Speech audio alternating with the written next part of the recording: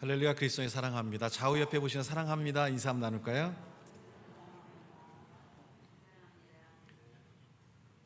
우리는 1년 기간 동안 성숙이란 주제로 우리의 신앙과 또 삶, 또 여러 가지 삶의 영역 가운데 변화를 만들어가고 있습니다. 오늘은 성숙을 위해서 교만이란 제목으로 함께 은혜의 말씀을 나누고자 합니다. 제목 같이 한번 읽어볼까요? 사무엘상 9장 1절로 2절 말씀, 우리 같이 한 목소리를 합독하겠습니다.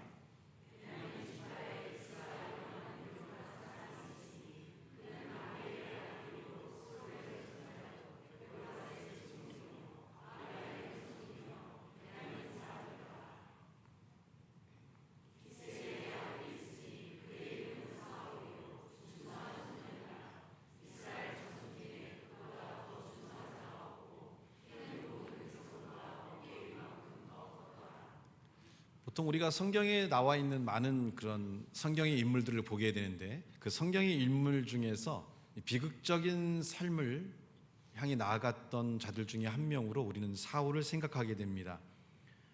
사울은 그의 하나님의 부르심으로부터 그가 왕이 되고 왕이 된 이후의 그 모든 삶을 돌아보면 하나님께로부터 놀랍게 쓰임받을 수 있는 존재였음에도 불구하고 그가 갖고 있던 어떤 불순종과 그런 교만함이 하나님의 역사를 제한하고 그 삶이 많은 문제와 어려움 가운데 놓여 있는 그런 삶들을 우리가 보게 됩니다.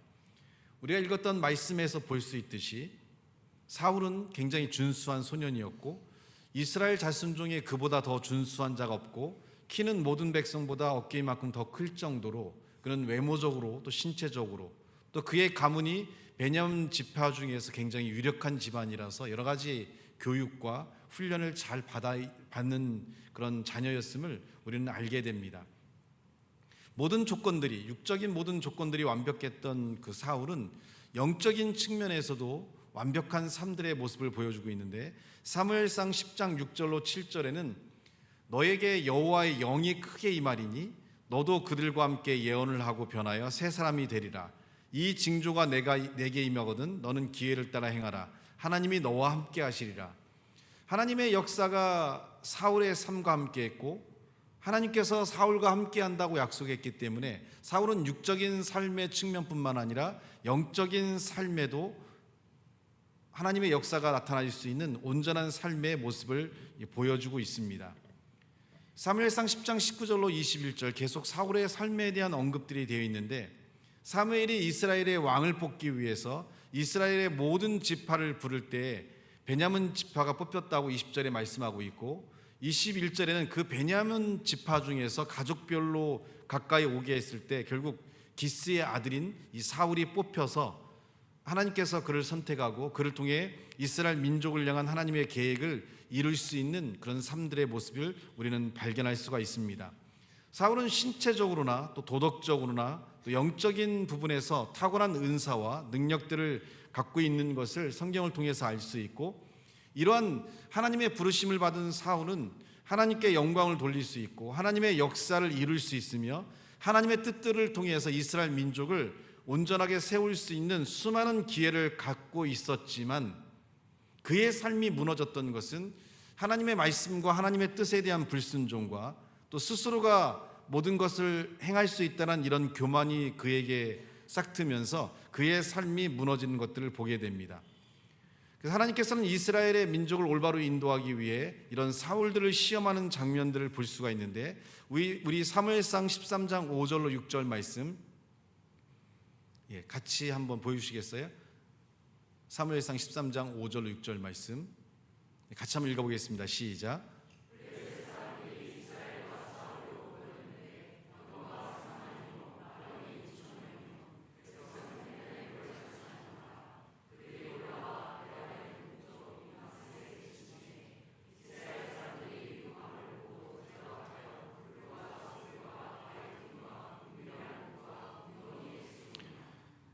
블레셋 사람과의 전쟁 가운데서 하나님께서는 사울이 하나님의 뜻을 따르는지 또 하나님의 믿음을 갖고 있는지를 테스트하기 위해서 전쟁이 임박하고 이제 곧 전쟁을 해야 되는 상황에서 그들을 인도하던 영적인 지도자인 사무엘을 하나님께서 부르셔서 그들로부터 멀어지게 합니다.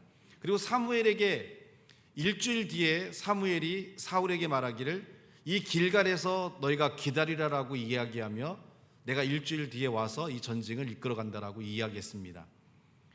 하지만 약속한 7일이 되는 시간이 가까워오지만 영적인 선자인 사무엘이 보이지 않고 결국 사울은 불안하고 이스라엘 백성들은 불안한 상태에 있게 됐을 때 이런 사무엘이 와서 하나님께 제사를 드리고 예배를 드리고 이제 전쟁을 하러 나가서 하나님에 대한 역사가 그들에게 주어지는 삶을 만들어 가야 되는데 사울은 그렇게 하지 않고 사무엘이 보이지 않으니까 자기가 스스로 번제를 드리고 제사를 드리고 이제 스스로가 전쟁할 준비를 하는 이런 삶의 모습을 보여주게 됩니다.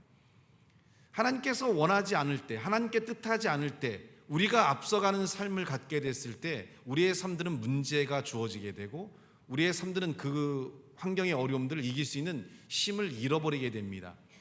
많은 신앙인들의 삶의 가장 큰 문제가 뭐냐면 힘들고 어렵고 여러 가지 환경이 내가 원하는 대로 되지 아니할 때 오히려 기도하고 침묵하며 하나님을 바라보며 그 시기를 견뎌내는 시간들이 필요합니다. 그 시기를 견뎌내는 시간들을 통해서 하나님을 더욱 신뢰할 수 있는 믿음을 갖게 되고 어떤 환경에도 하나님을 믿고 흔들리지 않는 이런 영적인 성장을 가져올 수가 있는데 문제는 이런 어려움과 연단이 와서 우리의 삶들을 흔들게 됐을 때 우리는 너무나 쉽게 세상적인 방법, 세상적인 관점으로 이 문제들을 바꾸려 하는 그런 삶 가운데서 우리의 삶들은 무너질 수밖에 없는 연약한 삶에 놓인다는 겁니다. 사무엘이 일주일 뒤에 와서 내가 너희와 함께 한다라고 하나님의 뜻을 전했다면 사울에게 필요한 것은, 이스라엘 백성에 필요한 것은 그러한 하나님의 역사를 믿고 기다려야 되는 거죠. 근데 기다리지 못하고 어떻게 됩니까? 자신들이 제사를 드리고 자신들이 전쟁하려고 하는 그런 삶이 되니까 그들의 삶은 무너질 수밖에 없고 그들의 삶은 쓰러질 수밖에 없다는 겁니다. 어떤 환경의 어려움에 있더라도 우리는 하나님의 관점으로 또 하나님이 원하는 삶을 향해 움직여가는 그런 삶의 모습들이 필요합니다.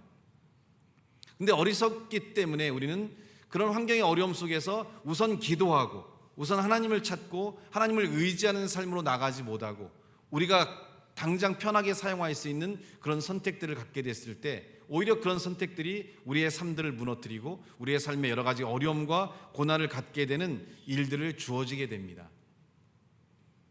결국은 하나님께서 이스라엘 민족에게 전쟁을 하는 가운데서 사무엘상 15장 3절에 얘기하는 것처럼 모든 소유를 남기지 말고 다 불태우고 진멸하라고 했음에도 불구하고 그들은 그 소유를 일부를 챙겨서 자신의 삶에 이렇게 전리품으로 또 자신의 어떤 부를 위해서 그런 것들을 챙겨지는 그런 모습들을 보이게 됩니다.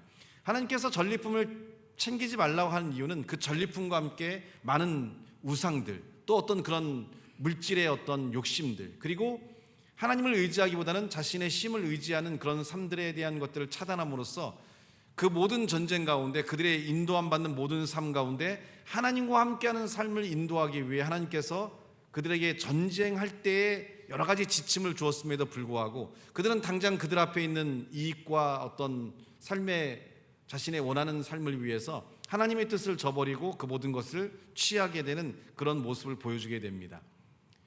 이런 경우에 하나님께서 너희가 왜 그렇게 했냐라고 우리에게 책망할 때에 그럼 우리는 살면서 실수할 수밖에 없는 존재이고 연약한 존재이기 때문에 신앙을 갖고 있다 하더라도 우리는 쉽게 무너지고 쉽게 그 삶으로부터 멀어질 수 있는 한계를 갖고 있거든요.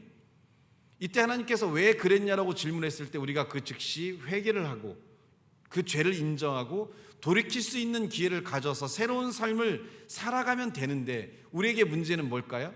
감추려는 데 급급하다는 겁니다. 숨겨버리는 데 급급하다는 거죠. 하나님은 우리의 어떤 잘못이나 죄를 묻는 분이 아니라 우리를 회복시키는 삶으로 인도하기 원하는데 회복된 길로 나오려면 뭐가 필요해요? 스스로의 삶의 문제를 인정하고 하나님 앞에 도움을 구하는 삶이 필요한데 감춰버리면 어떻게 돼요? 하나님께서 인도하신 길로 그들이 나오질 못하기 때문에 여전히 그 문제 안에 갇혀버려서 그들의 삶들이 무너지고 쓰러질 수밖에 없다는 겁니다. 그 말이 그렇게 힘들까요? 인정하는 것이 우리가 인간관계에서도 어떤 사람이 왜 그랬습니까 하면 내가 몰랐습니다. 내가 실수했습니다. 다시는 그렇게 하지 않겠습니다. 이런 변화를 갖는 것들을 통해 삶을 얼마든지 회복할 수 있는데 우리는 어떻게 해야 돼요? 감추기에 급급하고 감추려니까 타인에게 그 죄를 뒤집어 쓰는 이런 일들을 너무나 반복하고 있다는 거죠. 그래서 인간관계가 다 깨지게 되고 어려운 삶들이 우리 가운데 있게 됩니다. 이런 삶들이 영적인 하나님과의 관계에서 동일하게 주어져서 하나님께서 오늘 우리의 삶을 회복하기 위해 우리를 부르실 때 우리는 감춰버리고 우리는 도망쳐버리고 우리는 그 모든 것을 상대방의 탓으로 돌려버리는 연약한 삶 가운데 놓이게 된다는 겁니다. 그래서 우리가 지금의 상황에서 봐야 될 것, 보지 못하는 것들에 대한 인식을 못한다는 거죠. 그러니까 사람들이 마치 그 소경이 길을 걷는 것처럼 더듬더듬하면서 걸어가는 인생과 같아요. 하나님의 뜻을 따라 하나님의 인도함을 가질 때는 두 눈이 떠 있기 때문에 우리가 갈 곳과 피할 곳이 명확해서 그 발걸음이 넘어지지 않지만 눈이 보이지 않으면 어떻게 돼요? 보이지 않으니까 삶의 많은 어려움과 고통 가운데 있게 된다는 겁니다. 한 기업에서 직원들을 상대로 그 이벤트를 한 적이 있는데, 그래서 많은 이제 아이를 키우는 그 아빠들을 세미나실에 모아서 이제 이런 주제를 던졌어요. 당신의 자녀가 가장 좋아하는 음식은 무엇일까요? 뭐예요? 이현주 지사님? 꽃게요. 꽃게. 예. 자녀에게 가장 최근에 사랑했다는 말 언제 하셨습니까? 이런 질문들을 하는 거죠. 사랑해, 이렇게 이뻐, 뭐 이렇게 언제 했어요?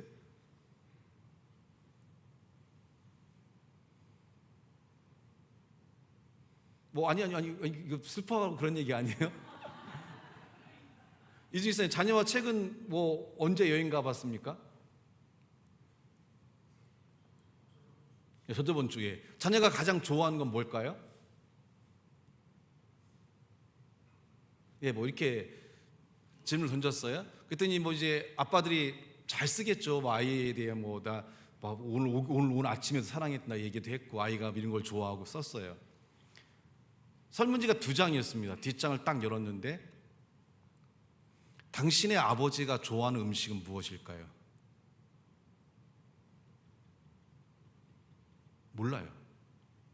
당신의 아버지에게 최근 사랑했단 말을 언제 하셨나요? 한 적 없어요. 당신의 아버지와 언제 여행을 가셨나요? 아버지가 나를 데리고 여행을 갔지만 나는 아버지를 데리고 여행 간 적이 없는 거죠. 우리의 삶이 그렇게 연약해요. 우리는 많은 걸 알고 있고 많은 삶을 살고 있다라고 얘기하지만 우리는 우리가 관심을 갖고 있고 우리가 좋아하는 것 외의 삶들에 대해서는 전혀 알고 있지 못합니다. 그래서 하나님의 조명이 필요하고 우리로 하여금 세상을 좀 더 넓게 보고 세상을 좀 더 많은 걸 볼 수 있는, 또 세상의 많은 것을 공감할 수 있는 그런 삶을 우리 가운데 인도해 주기 원한다는 거죠. 저는 그거를 이 시대에 우리에게 주어진 하나님의 영감이라고 생각해요. 우리의 이성과 우리의 감정으로 살아간다는 것은 세상을 너무나 단편적인 시각으로만 살아가게 되고 단편적인 시각에서만 움직여지는 그런 연약한 삶 가운데 있다는 겁니다. 이런 우리가 예수 그리스도를 믿은 다음에 하나님께서는 좀 더 넓은 시각으로 우리가 세상에 보지 못했고 알지 못했던 것들을 보고 느끼면서 좀 더 우리의 삶들이 확장되어져 감으로 많은 사람들과 더불어 아름다운 삶을 살 수 있는 그런 모습을 우리에게 얘기하고 있다는 거죠. 아이가 뭘 좋아하는, 내가 낳은 자녀가 뭘 좋아하는지는 알고 있지만 내 부모가 뭘 좋아하는지는 모르잖아요.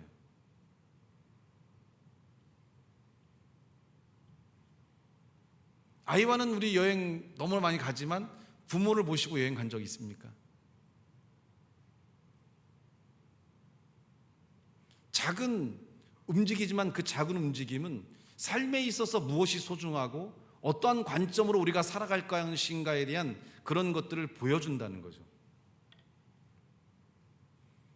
상봉사공 선교회에서 이렇게 오늘 바자회인데 좀 다른 바자회를 이렇게 준비하면서 어제부터 오셔서 준비하셔서 오늘 성도들이 예배 후에 좋은 시간들을 보내시고 그 수익금으로는 이제 전교인 고기 파티를 하기 위해서 이렇게 애를 쓰고 계셔서 보기에 참 좋았어요. 다들 밝게 웃고 즐겁게 하시고 이렇게 하는 모습을 보면서. 근데 이제 홍희만, 오늘 찬양 인도한 홍희만 형제는 천안에 이제 직장이 옮겨져서 천안에 거주하기 때문에 어제 모임이 있으니까 이제 어제 오셨어요.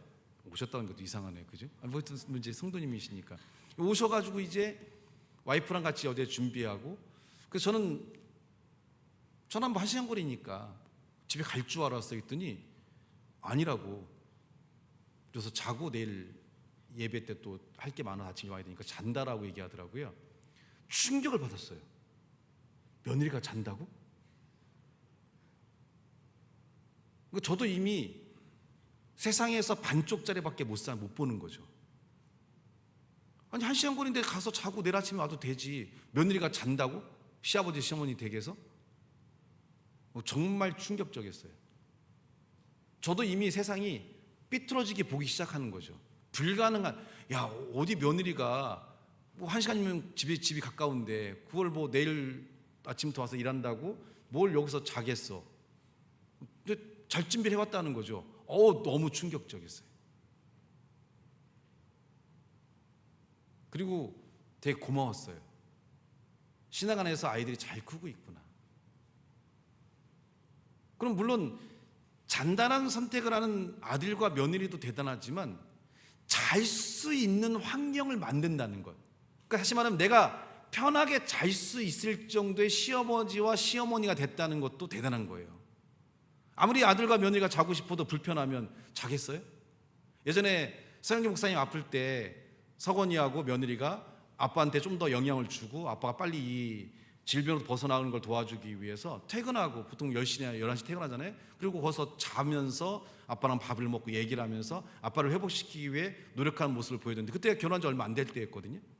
그래도 아들과 며느리가 자면서 아침마다, 아침에 가니까 참 꼴불견이긴 하더라고요. 다 머리 부시시하고 뭐 이렇게, 제가 아침에 이제 가보면 뭐 밤새 늦게까지 일하니까 피곤하니까, 그래도 그런 움직임을 갖는다는 것, 그것이 당연한 것일 수 있는데도 불구하고 우리에게는 특별하다고 생각한다는 거죠. 특별하다고 생각하는 건 그만큼 세상이 우리가 생각하는 것과 좀 더 다른 관점에서의 변화를 갖게 됐다는 거죠. 그래서 그 반대편을 볼 수 있는 눈, 그 반대편을 볼 수 있는 시각을 열어주는 것들이 신앙이기 때문에, 하나님과 동행했던 사울은 강력했지만 이런 하나님의 가르침으로부터 멀어진 사울은 전쟁을 하게 되고 많은 사람들을 고통에 있게 하고 수많은 어려움을 주게 하는 참된 왕이 아닌 이제 악한 왕으로서의 삶으로 그의 삶이 무너져 간다는 겁니다. 그 무너짐의 시점이 뭐냐면 하나님의 뜻을 따르지 아니함, 이것을 불순종과 교만이라고 하는데, 하나님의 뜻을 따르지 않고 자신의 뜻과 자신의 생각대로 움직여 갈 때 신앙이라든지 삶의 이런 모든 부분들이 그에게서 멀어지면서 그의 삶들이 무너져 가게 되고 방향성을 잃어버리게 된다는 거죠. 명확하게 이렇게 얘기하는데요. 사무엘상 15장 11절 말씀 보여주시겠어요? 사무엘상 15장 11절 말씀 같이 한번 읽어보겠습니다. 시작.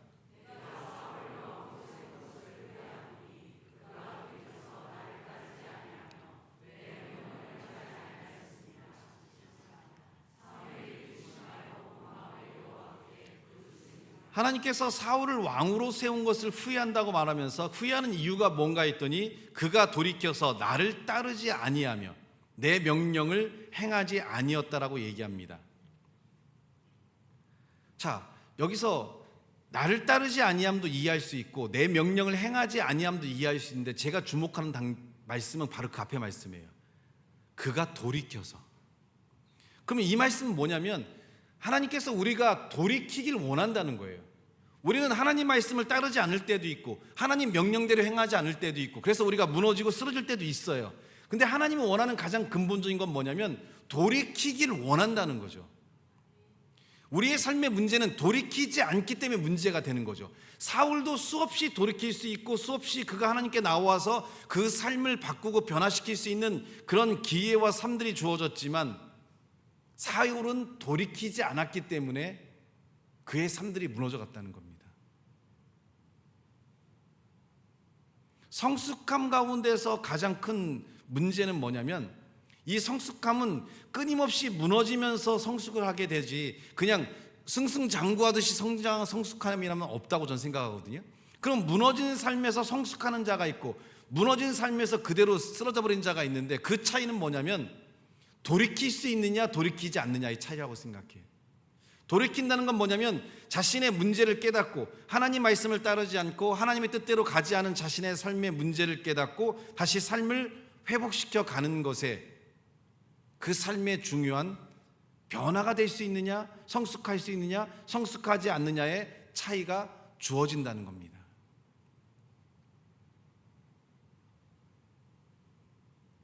우리는 끊임없이 무너지고 끊임없이 쓰러질 수 있는 연약한 존재들입니다. 하지만 쓰러지는 것들이 잘못된 게 아니고 그 무너지는 것들이 결코 수치스럽거나 문제가 있는 건 아닙니다. 성경의 말씀들을 보면 중요한 건 거기에서 돌이켜서 일으켜 세울 수 있느냐 아니면 거기서 그냥 무너져서 쓰러질 수 있느냐의 차이가 있는 것뿐이지. 그래서 요한계시록의 종말론적인 교회에 대한 사도 요한의 어떤 예언적인 메시지를 할 때 교회들에 대한 메시지들이 뭡니까? 회개하라는 메시지, 그리고 너의 첫사랑이 어디 갔느냐, 왜 너희가 회복하고 돌이키지 않느냐에 대한 책망들이 그들에게 주어져요.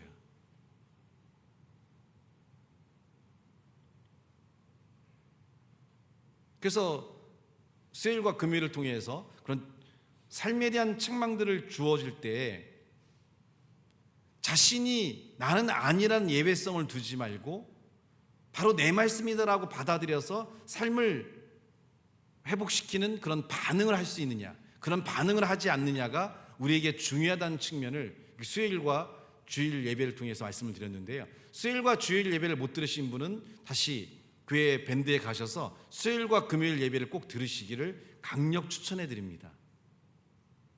삶이란 게 놓쳐버리게 된 때, 어떤 우리의 삶에 문제가 있을 때 나는 아니야, 나는 괜찮아, 이런 예외성, 또 그 말씀을 받아들이지 않고 스스로가 그냥 괜찮다고 하는 것, 그것이 바로 사울의 일반적인 삶과 똑같은 거죠.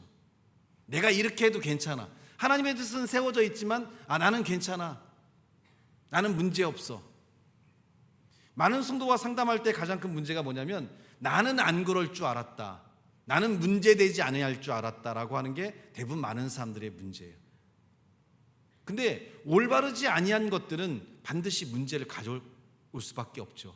부산행 기차를 타면서 서울을 간다고 하는 것과 똑같은 거죠. 이미 부산행 기차를 타면 내가 아무리 서울을 가고 싶어도 우리의 종착점은 뭐예요? 부산인 거예요. 신앙은 그래서 결단이 필요한 겁니다. 하나님을 만나서 수많은 사람들이 바뀌었다, 회복되었다, 질병이 치유되었다, 어떤 변화들이 가져왔다는 걸 우리가 알고 있지만 막상 여러분에게 어려운 문제와 힘들 때 하나님께 나오냐 이거죠. 힘들다고는 얘기해요. 근데 기도하지 않아요. 금식도 해봐야죠. 하나님께 매달려 봐야죠. 내가 한계를 느낀 그런 부분들에 대한 변화를 갖기 위해서 내 삶이 무엇이 문제인지, 오늘 내가 하나님부터 멀어진 게 무엇인지, 하나님의 뜻대로 살지 않은 것들이 무엇인지 살펴보면서 하나님께로 돌아올 수 있는 삶들이 필요한데 우리는 그러한 움직임들이 주어지지 않는다는 거죠. 저는 사울을 보면서 안타까운 게 바로 그거예요. 사무엘을 통해 수많은 책망과 수많은 삶의 방향에 대한 변화에 대한 안내를 받았음에도 불구하고 사울은 그 마음이 더욱 완고해지고 완악해졌다는 거죠. 돌이킬 수 있었는데, 삶을 바꿀 수 있었는데,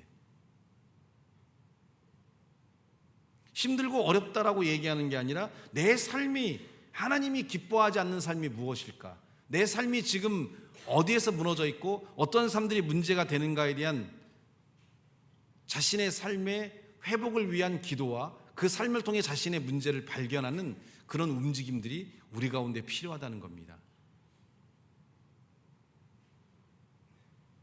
그래서 우리가 괜찮다라는 말은 육체적으로, 마음적으로, 영적으로 다 오케이가 될 때 괜찮은 거예요.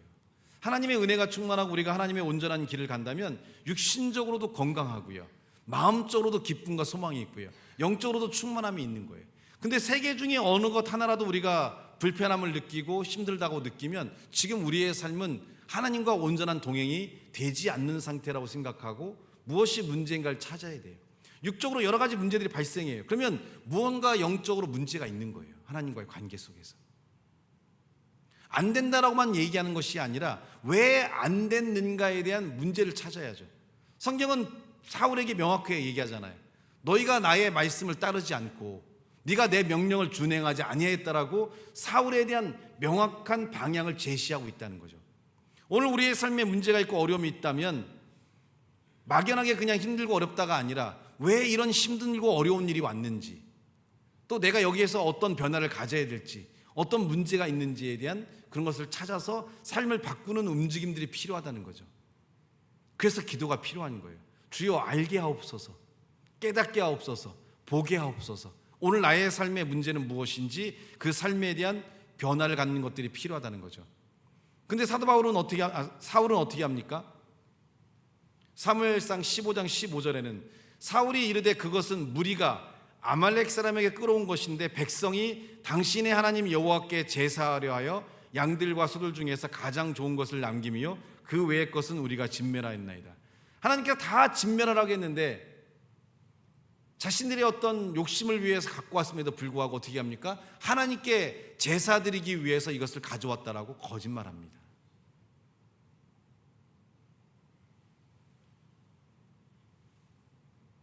우리는 하나님 앞에 진실해야 됩니다. 하나님은 우리의 문제를 물으시는 분이 아닙니다. 우리가 연약하고 부족한 자이기 때문에 실수할 수 있고 무너질 수 있는데, 그때 우리에게 필요한 것은 하나님 앞에 진실하게 내 삶을 내어놓고 이러한 연약한 삶을 회복하기 위한 기도와 그런 결단의 움직임을 갖는 그런 삶들이 필요하다는 겁니다. 감추거나 피하라는 것들이 아니라 스스로가 잘 알고 있지 않습니까? 하나님 앞에 내가 범죄한 것, 하나님 뜻대로 살아가지 아니한 것, 지금 나의 삶의 문제가 무엇인지, 현재 여러분의 삶이 온전치 않고 힘들고 어려운 상황이 있다면 내가 하나님 앞에 지금 무엇이 문제인가를 알고 있어요. 근데 어리석은 그리스도인들의 문제는 뭐냐면 그 삶으로부터 회복하거나 변화시키거나 바꾸려고 하지 않는다는 거죠. 하나님이 중요하게 생각하는 것은 여러분에게 물질이 아니라, 여러분의 삶의 성공이 아니라 여러분의 영혼이 하나님께 붙들려 있어서 천국에 오는 것이 하나님이 가장 중요한 거예요. 물질은 있다가도 없을 수 있고요, 건강은 있다가도 없을 수 있어요. 근데 이 영혼이 천국을 가지 못하고 사망과 지옥으로 간다면 영생이라는 거잖아요. 하나님에 있어서 최고의 관점은 여러분이 하나님이 있는 천국으로 오는 것을 가장 중요하게 생각해요. 그래서 여러분이 물질적으로 힘들든 육신적으로 힘들든 삶이 어렵든 여러분의 영적인 관점이 무너지지 않기를 가장 강력히 원한다는 거죠. 왜냐하면 곧 우리의 현실 앞에 주어져 있는 삶의 미래이기 때문에 그렇죠. 전 여러분에게 묻고 싶을 때가 있어요. 천국 갈 확신 있으십니까? 그것을 개인적인 측면에서 판단할 수 있는 건 아니지만 하나님만이 그 구원에 대한 확신을 있지만, 때로는 어떤 성도를 볼 때는 믿음이 있을까? 구원의 확신이 있을까? 이 땅을 떠날 때 천국을 갈 수 있을까? 곧 우리의 눈앞에 있는 건데, 지금도 하나님의 관계가 어렵고 예배드리는 게 어려운데 천국 갈 수 있을까? 예배에 대한 기쁨이 없어요. 하나님에 대한 감사가 없어요. 신앙의 삶을 살면서 하나님에 대한 믿음에 대한 증거도 없고 그런 열정이 없는데 이 땅을 떠나는 순간에 그가 예수를 부인하지는 않을까? 하나님을 붙잡을 수 있을까? 목사로서는 이런 진지한 고민을 해요. 그래서 이 땅에서 여러분이 잘 되는 것, 여러분이 부유한 것, 여러분이 잘 되는 이런 삶들보다는 목사가 관심을 갖는 건 그런 것들은 부수적인 거고, 여러분의 영혼이 하나님 앞에 붙들려서 천국을 갈 수 있겠느냐.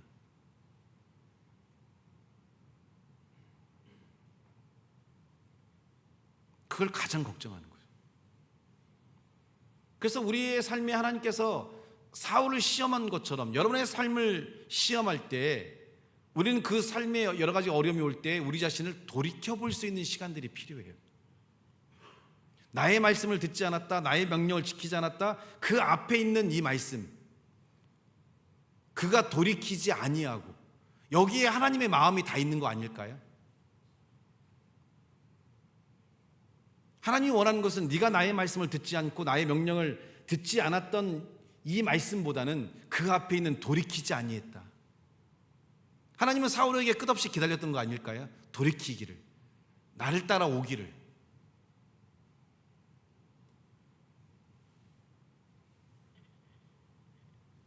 어떤 성도가 그렇게 어떤 성도에게 얘기할 수 있어요.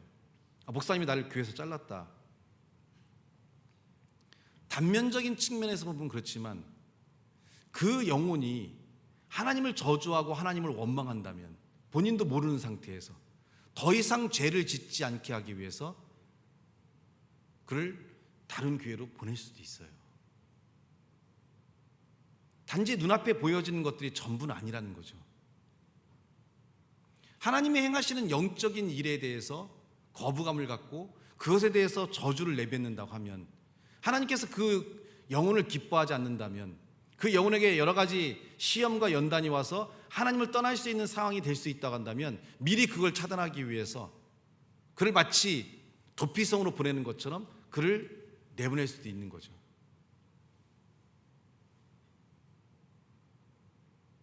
예를 들어서 찬양의 은혜가 있어요. 어느 하나의 복합적인 것들이 어느 하나에 어떤 집중되는 게 아니라 교회는 수많은 성도들을 커버해야 되기 때문에 말씀도 또 기도도 또 찬양도 또 훈련도 이런 모든 것들이 어우러져서 성도들이 어떤 거든 붙잡고 하나님께 나아갈 수 있도록 그렇게 만들어요. 근데 소리가 너무 크다, 막 시끄러워서 예배를 못 드리겠다. 근데 그 가운데서 은혜를 받고 있고 감동을 받고 있고 충만한 자들이 있어요. 근데 내가 그것에 대해서 못 받아들여서 힘들고 어려울 때 그럼 받아들이기 위한 기도를 해보고 은혜를 받기 위한 몸부림을 쳐야 되는데 거기에 대해서 뭐 교회에서 왜 이렇게 하는 저렇게 하는지, 그러면 그것이 하나님의 뜻으로 움직여진 성령의 역사라고 하면 성령을 회방하게 되고 하나님의 뜻을 받아들이지 않는 것이 되기 때문에 잘못하면 그 영혼이 심각한 문제에 이를 수도 있다는 거죠. 그럴 때 목사는 어떤 선택을 할까요? 가르쳐주고 얘기해줘요. 필요성에 대해서. 그리고 기다려줘요. 근데도 안 돼요. 그럼 어떻게 해요? 조용하게 드린 예배로 옮겨줘야 되는 거예요. 여기 계신 분 중에서도 나 귀 따가서 예배 못 드리겠어. 그러면 조용한 교회로 가셔야 돼요. 근데 성령의 움직이심을 여러분이 저주해서는 안 돼요.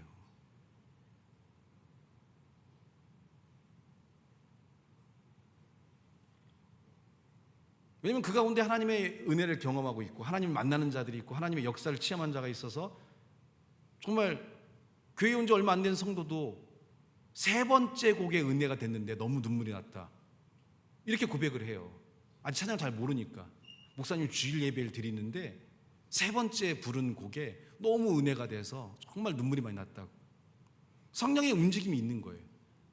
내가 움직임이 없다고 해서 성령의 움직임이 없는 게 아닌데 우린 그것을 너무나 쉽게 비판하고 판단해요.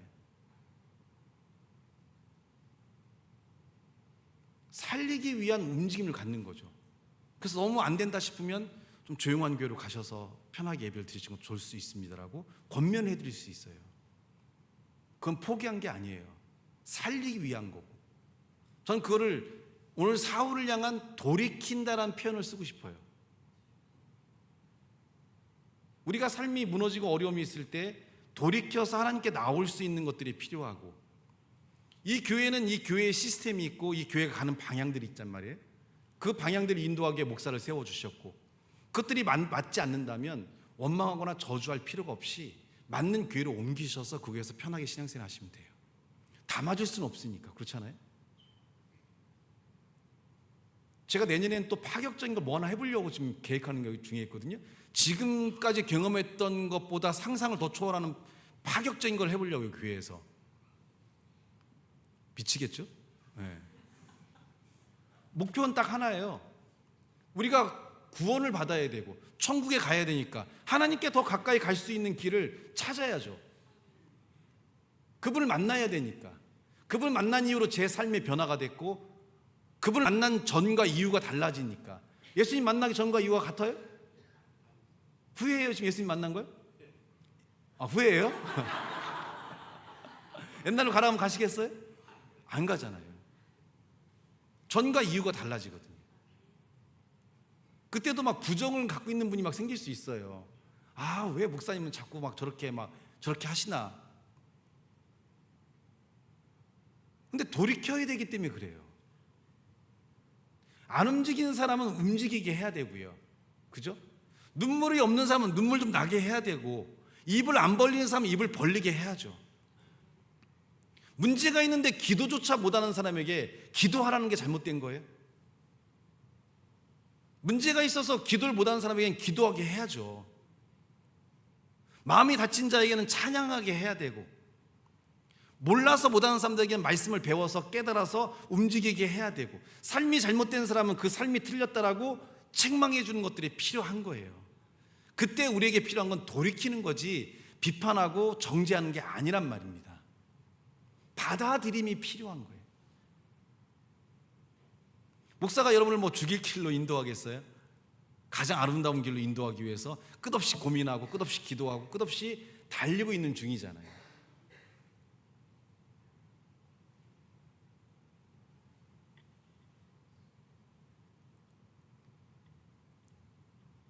그럼 우리에게 뭐가 필요해요? 사울은 그게 안 된 거예요. 돌이키지 아니함. 저는 그걸 교만이라고 생각해요. 하나님이 부르시고 하나님이 방향을 잡아주는데 돌이키지 않는 것. 문제가 있어서 힘들다라고 더 이상 불평만하지 마시고요.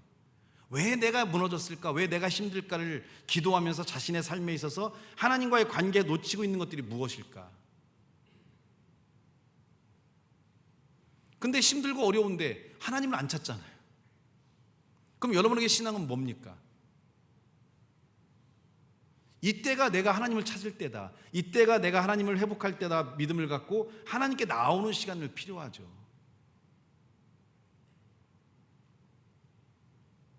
다윤이가 아파요?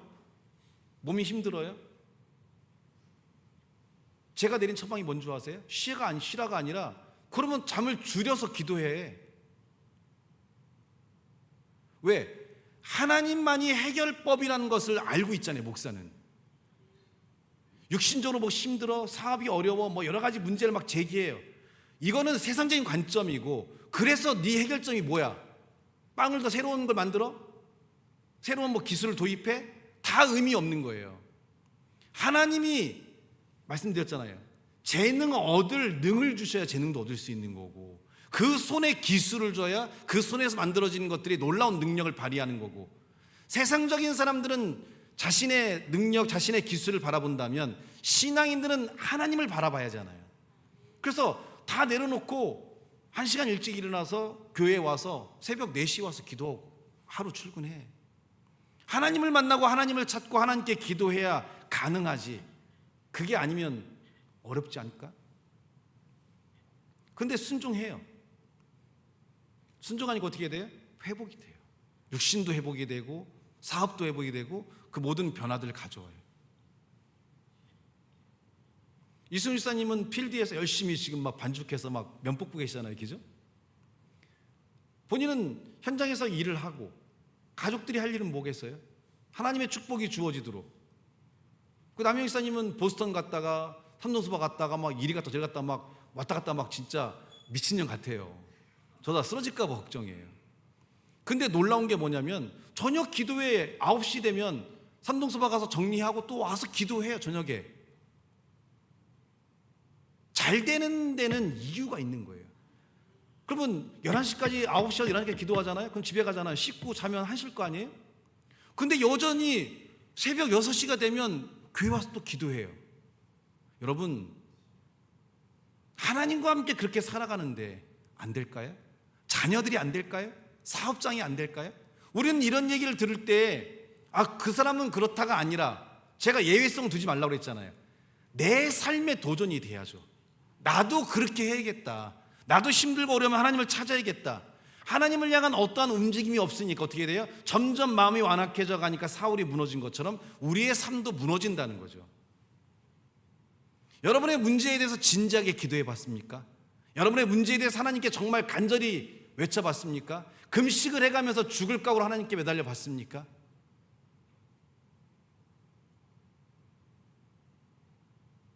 그렇게 한 사람들만이 하나님을 누리고 있어요. 하나님이 꼭 여러분에게 역사할 근거는 없잖아요. 하나님께 꼭 여러분에게 역사할 이유가 없잖아요. 근데 그 하나님을 움직이기 위한 기도, 그 하나님을 움직이기 위한 간절함, 그 하나님을 움직이기 위해 자신의 삶을 깎는 자들에게 하나님은 은혜를 주시고 베풀었다는 거죠. 니느웨 성을 멸망하기 위해 요나를 보냈지만 임금이 요나의 예언을 듣자마자 어떻게 합니까? 죄를 뒤집어 쓰고 금식을 선포하고 온 백성으로 하여금 다 금식하며 하나님께 매달리는 기도하자 하나님께서 그 뜻을 돌이켜서 니느웨 성을 명하지 아니했다는 거죠.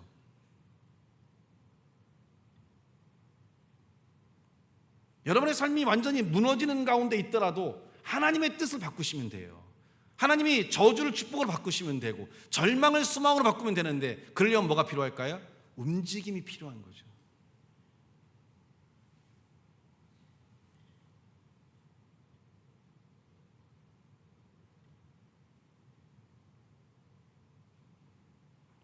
하고 싶지 않지만 해야 될 때가 있어요, 목사가. 그럴 때는 나를 움직이는 힘의 근원은 뭐냐면 상대방의 간절함이에요. 목사님 좀 도와주십시오. 목사님 좀 채워주세요. 목사님 이걸 해주셔야 이 아이가 살아날 수 있습니다. 한 번 전화해서 목사님 도와주실 수 있습니까? 좀 어렵겠네요. 그걸 끊었어. 왜냐면 나도 인간이니까 꼭 움직일 필요는 없으니까요. 거기서 끄시면 끄신 거죠. 다시 전화 와요. 목사님 그래도 한 번만 만나주시면 안 될까요? 제가 스케줄 바빠서 좀 어렵겠네요. 다시 전화 와요. 목사님 그래도 이 아이 아니면 이 남편 이 어르신을 한 번만 만나서 얘기해 주시면 안 될까요? 그 간절함이 마음을 움직이는 거죠. 그러면 늦은 시간에도 괜찮겠습니까? 새벽에도 괜찮습니다. 그럼 데리고 오시죠. 하나님이 움직이도록 여러분이 얼마큼 간절함을 갖고 있는지를 생각해 봐야 돼요. 하나님께서 여러분에게 역사할 수 있는 그런 움직임, 간절함이 우리에게 있나. 그래서 사무엘상 15장 22절에 사무엘은 이렇게 결론을 내립니다. 사무엘상 15장 22절 말씀 같이 한번 읽어볼까요? 자, 시작.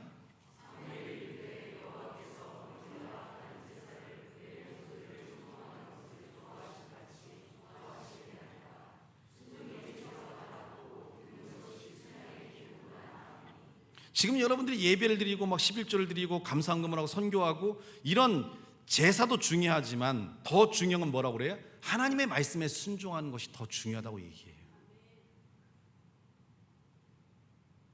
순종은 결국 하나님과의 거리가 멀어지지 않는 걸 의미하는 거고, 하나님과 함께 살아가는 삶이 되니까 이 삶은 큰 은혜와 축복이 주어질 수밖에 없다는 거예요.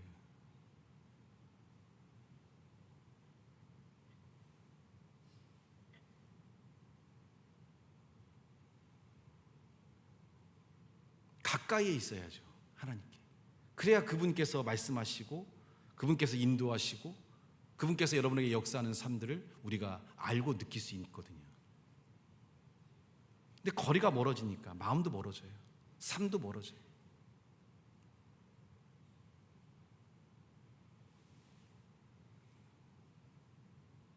하나님은 그래서 물질이 많은 성도, 사업이 잘 되는 성도, 삶에 성공하는 성도보다는 그 마음이 나와 함께 같이 갈 수 있는 성도를 원하시는 거죠. 왜? 여러분, 돌아가실 때 돈 관에다 다 넣어 갈 수 있어요? 돌아가시면서 그 관에 있는 돈 다 갖고 올라가시나요? 과거에 보면 임금들이는 뭐 노잣돈 쓰라고 해서 금도 넣어주고 했잖아요. 다 갖고 올라가요? 아무도 갖고 갈 수는 없어요. 다 놓고 가야 돼. 다 내 거 아니야. 죽으면 누구만 좋아요? 자식만 좋은 거예요. 그 자식만 좋은 걸 왜 이렇게 안 쓰고 힘들게 살아요? 다 써요.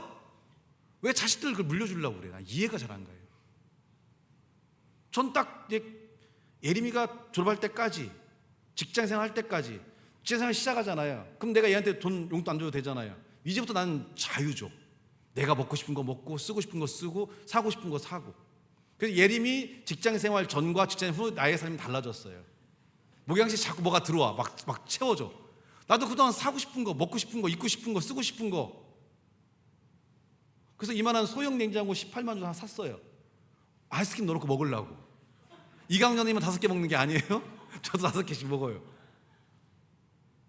그래서 오는 친구들 음료수도 빼주고.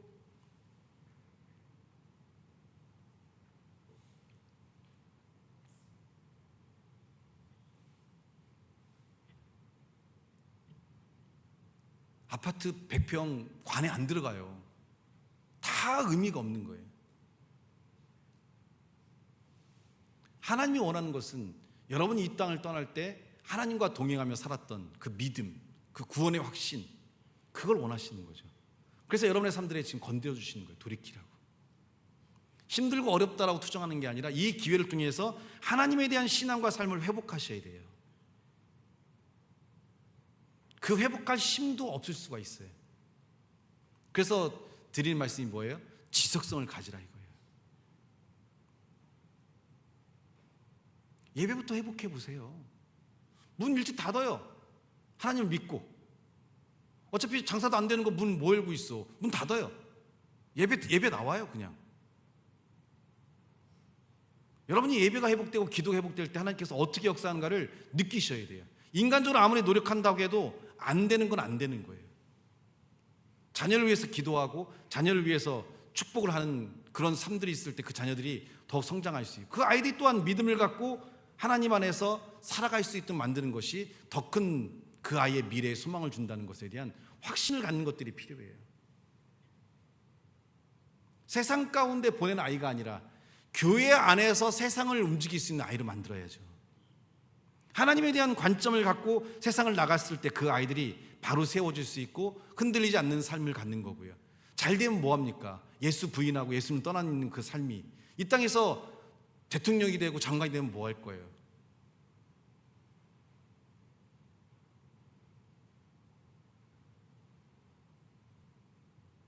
영혼에 대한 두려움을 가지셔야 돼요. 잠시 잠깐의 이 세상에 집중되어 있는 삶이 아니라 우리가 가야 될 그 영원한 세상에서의 삶이 나는 어떻게 될 것인가, 내 자녀는 어떻게 될 것인가에 대한 고민을 갖고 이 땅에 있는 동안 우리는 더 사랑하고 더 베풀고 더 아름다운 삶을 향해 나아가는 그 삶이 오늘 우리에게 필요한, 우리에게 있어야 될. 그래서 예배가 기뻐야 되고 찬양이 기뻐야 되고 기도가 기쁜 삶이 될 수 있는 그 삶의 회복이 오늘 우리에게 필요한 가장 가치 있는 삶이 되리라는 소망과 믿음을 여러분에게 전합니다. 기도하겠습니다. 하나님 주신 말씀과 은혜가 우리의 삶에 넘치도록 인도해 주시고 부족하지만 우리의 삶이 돌이킬 수 있는 힘을 주셔서 오늘 우리의 삶으로부터 새롭게 변화될 수 있는 축복과 능력으로 온전히 설 수 있는 믿음과 삶이 되도록 도와주시고 역사해 주시기를 예수님의 이름으로 축복하며 기도하옵나이다.